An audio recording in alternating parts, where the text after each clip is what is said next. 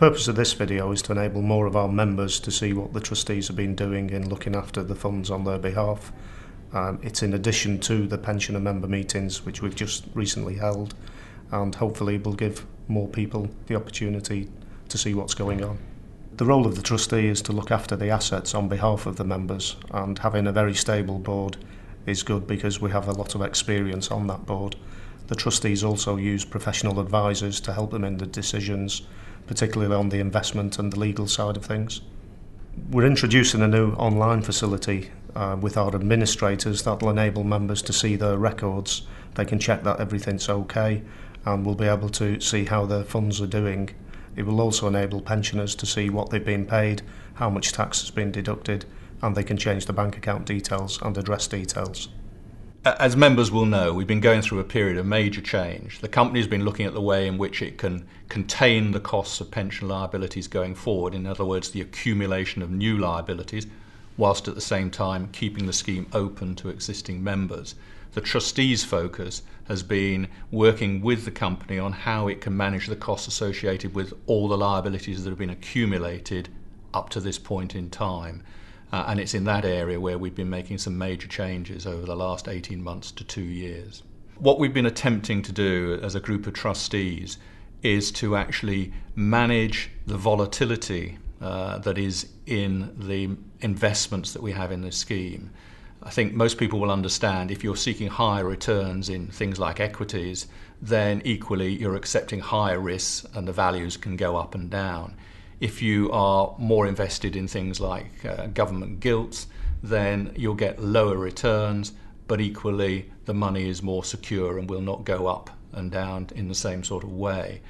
So one part of what's been going on in agreement with the company is we've been moving some of our assets out of return-seeking assets and more into secure gilts. Alongside that, we've also been putting arrangements in to hedge some of the risks on the scheme. One of the biggest risks that the scheme faces is movements in interest rates. If interest rates go down, then the liabilities of the scheme go up. And so we've been hedging some of our exposure to those risks over the last 18 months to 2 years.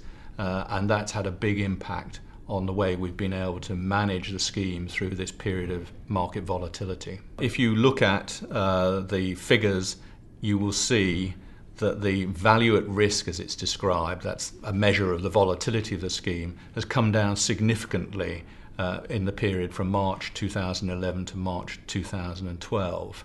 And that's as a result of the changes that I've just been talking about.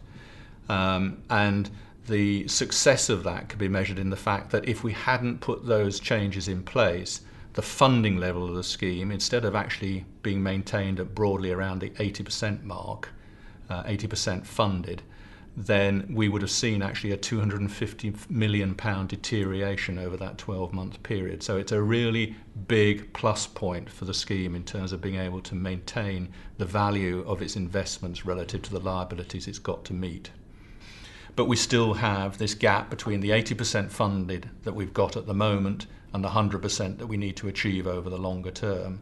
And so what we have is an agreement with the company that they will put in additional contributions over the next 10, 12 years, which will close that gap progressively.